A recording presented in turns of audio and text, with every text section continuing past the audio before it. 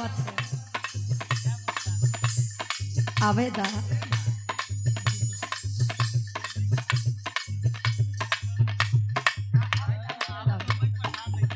बिल्कुल क्या बात है वाह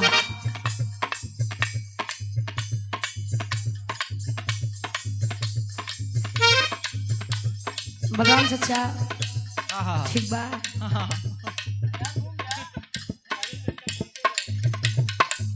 कोनो दुल्ही अपने सैया जी बधे कहे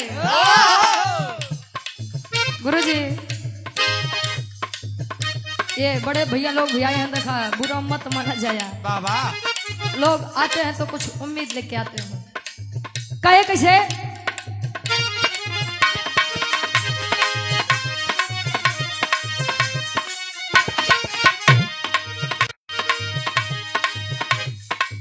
हिले के पलंगिया ता रोज हिलता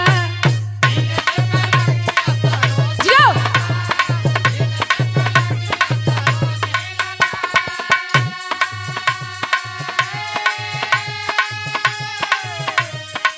बाकी भटार में नमाज मिलता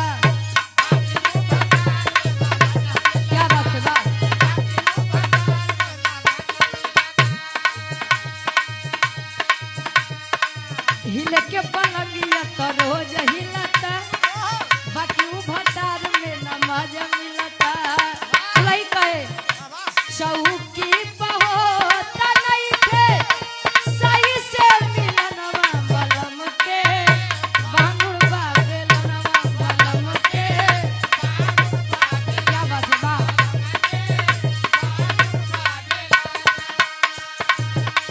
बलम के बांगुर बाबेलनवा राजा के बांगुर बाबेलनवा बलम के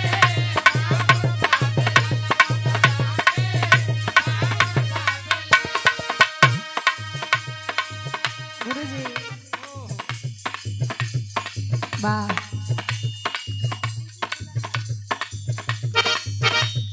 कोनो दुल्ही अपने सैया जी से अच्छा एक बात बा एक देवर भौजाई के चक्कर में विजय भैया कुल देवर भौजाई बदनाम में हैं बेचारे ते बड़ी तिरछोल देवरा वाह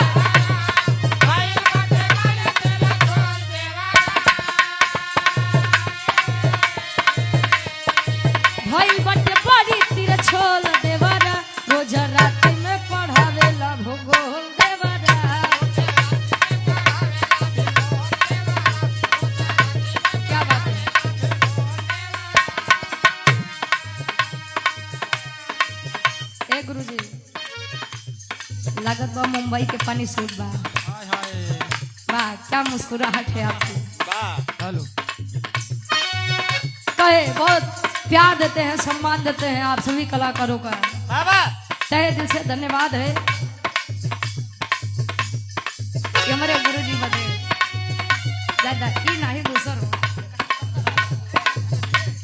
कहे दुनिया बतावे गोल गोल देवरा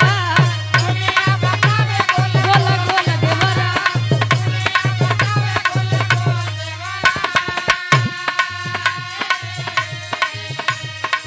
दुनिया बतावे गोल गोल देवरा रोज रात में पढ़ावेला भूगोल देवरा भूगोल देवरा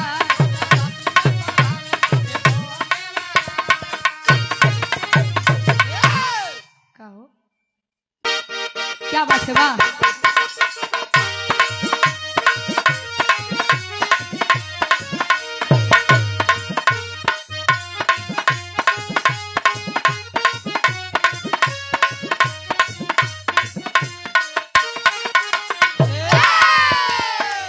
कोनो दुल्ही अपने सैया जी से कहे और ये रात सबके जिंदगी में आती है कौन सी मते जाना तो ज्यादा बढ़िया बा दुल्ही अपने सैया जी से कहेगा चूड़िया चट चट तोड़ला हमारे नरम कलैया मरोड़ के मनवा ये राजा जी चूड़िया चट चट तोड़ला हमारे नरम कलैया मरोड़ के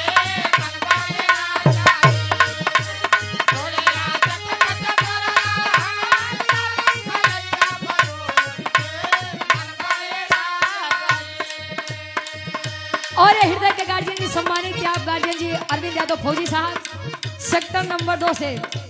अच्छा, अरविंद यादव जी फौजी साहब हमारे गार्जियन जी सेक्टर नंबर 2 से, जो कि जिला पंचायत सदस्य है।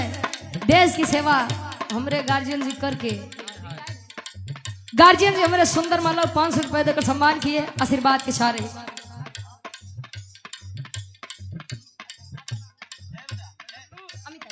बड़े भैया आप अमित यादव हमारे गार्जियन जी के फौजी साहब के सम्मान में सुंदर माला 200 रुपया। अच्छा, ये गीत अच्छा गुरुजी वैसे हमारे हिसाब से एमत 3 तर्ज बा, हमरे बिरहा में 3 तर्ज से ज्यादा तो वो होबे नहीं करो, तो 3 तर्ज में 2 तर्ज यापे के बा। बिरहा जगत को हकीकत बात है। हमारे पिताजी जब छोटे थे तब ले हमारे गुरुजी के गीत देखा थे हमारे पापा, और ये मेरा सौभाग्य है कि आपके बगल मंच गाने का ये मौका मिलता है मुझे। तहे दिल से धन्यवाद है गुरुजी, हमरे ये गीत के अपने आवाज में सजोए थे। कैसे?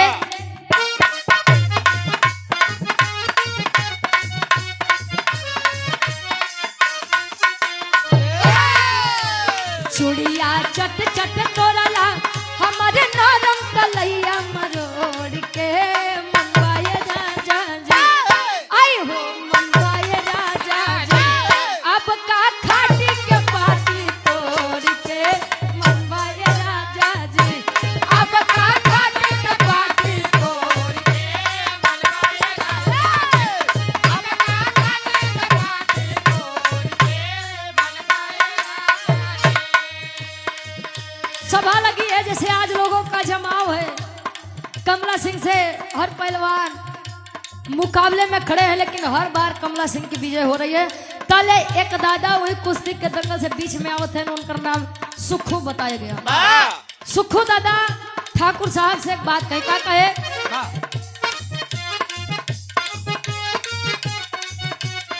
कहे सभा में सुखू दादा बोलल कहिया एक बयान हो, पागल बजन ताया सभा में सुखू दादा हो, पागल बजन ताया सभा में सुखू। संजीत सिंह बड़े भैया चकरिया के पवन सजमी से 200 रुपया आशीर्वाद के चारी। कहे सभा में सुखू दादा बोलल कहिया एक बयान हो, पागल बजन ताया, आई हो पागल बजन ताया, लड़ी है दोनों पहलवान हो, पागल बजन ताया, लड़ी है दोनों पहलवान हो, पागल बजन ताया, और आप सम्मानित हृदय के गार्जियन जी आप वीरेंद्र यादव जी, जो कि ग्राम प्रधान पद के प्रत्याशी हैं लहरा से, विधायक जी के सम्मान में हमारे गार्जियन जी पुनः 500 रुपया आशीर्वाद के चाह रही। सुखू दादा निकले तले ठाकुर साहब यानी रघुराज सिंह से कहे, रघुराज सिंह काहे एक वीर के हाथ बार बारी मऊगन के हाथ में देते यार, मतलब अरे यार तुम्हारे घर पे खुद ही दो शेर को तुमने जन्माया है, पाला है, काहे नहीं एक तरफ कमला सिंह के यानी अपने सगे लइकवा के, और एक तरफ मन्नू यादव यानी कि अपने धर्म के लइकवा के लड़ाई काहे नहीं देता। रघुराज सिंह कहे हाँ बात तो सही है, कोई गलत बात नहीं है। तले मन्नू यादव के सामने यह प्रस्ताव जाता है। तले मन्नू यादव का कहे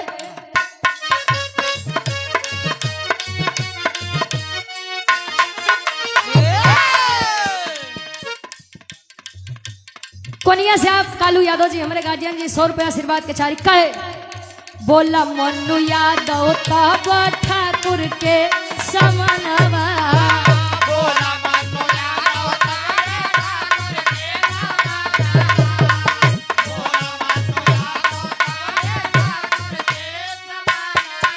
और ये संजय प्रधान जी रायपुरा से 100 रुपए सुंदर माला आशीर्वाद के चाह रही।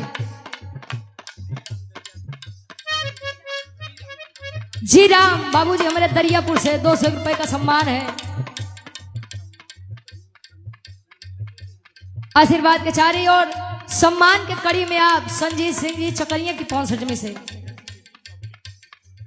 अच्छा यस के पब्लिक स्कूल के डायरेक्टर साहब, हम चाहेंगे कि आप मंच पर आइए, मंच आपका स्वागत और सम्मान करता है। कहे मन्नू यादव अपने पिता धर्म के पिता ठाकुर साहब से कहे, बोला मन्नू यादव तब ठाकुर के समना।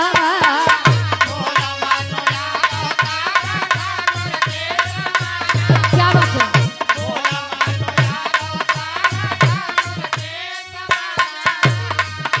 दंगल में गुरु लागे रिश्ते में वीरानवा।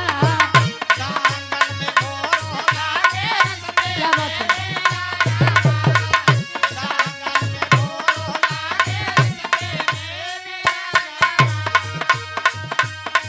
मन कैले मन्नू न टूटल यार मान हो, पागल बजन ताया आई हो, पागल बजन ताया लड़ी है दोनों पहलवान हो, पागल बजन ताया लड़ी है दोनों पहलवान हो।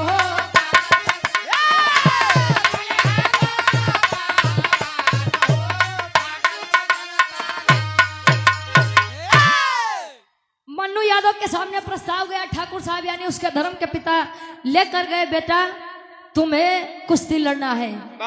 मन्नू यादव पूछा किससे? तुम्हारे बड़े भाई यानी कमला सिंह से। पहले मन्नू यादव कहे पिताजी पागल हो गए हैं, दंगल के मामले में, कुश्ती के मामले में मैं कमला सिंह यानी मेरे बड़े भैया को मैं अपना गुरु समझता हूँ, और रिश्ते में वो मेरे बड़े भाई हैं, इसमें कोई शक नहीं है। तो मैं अपने गुरु और बड़े भाई से कैसे युद्ध कर सकता हूँ, कैसे कुश्ती कर सकता हूँ?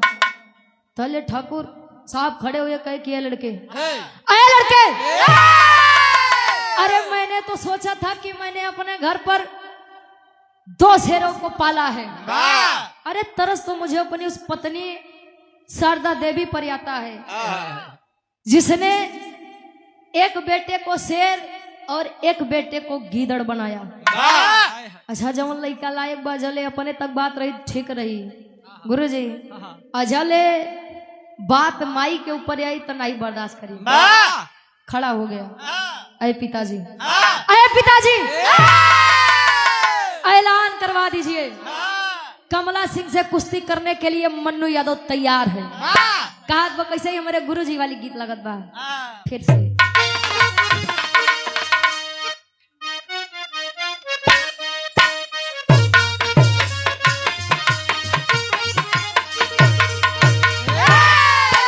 लड़का कहे चढ़ल जवानी में गोरिया,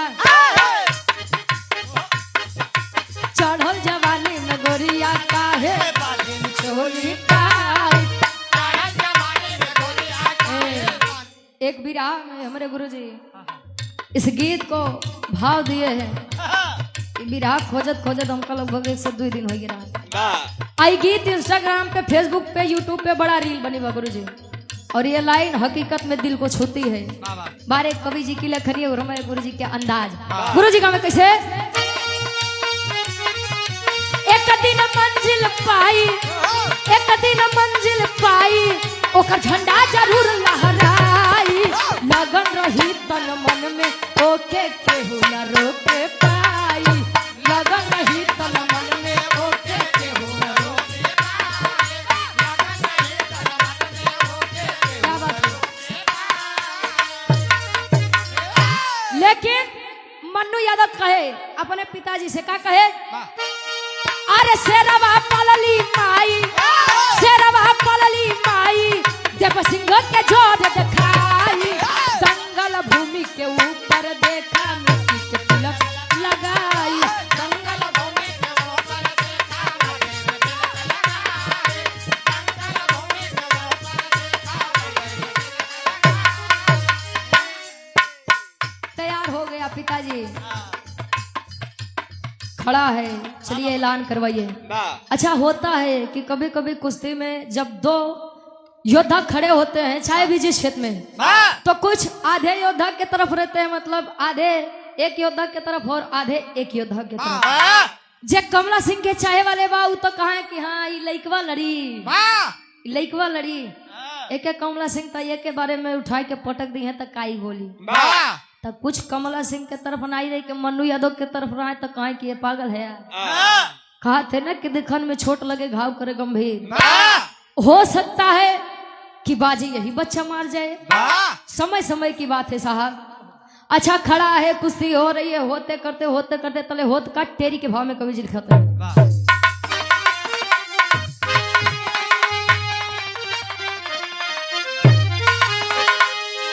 अरे तो लोहा को लोहा ललकारे झमके, अरे तो लोहा को लोहा ललकारे झमके, भिड़े हैं दोनों योद्धा ये पलक प्रजा निहारे, अरे निहारे, अरे निहारे।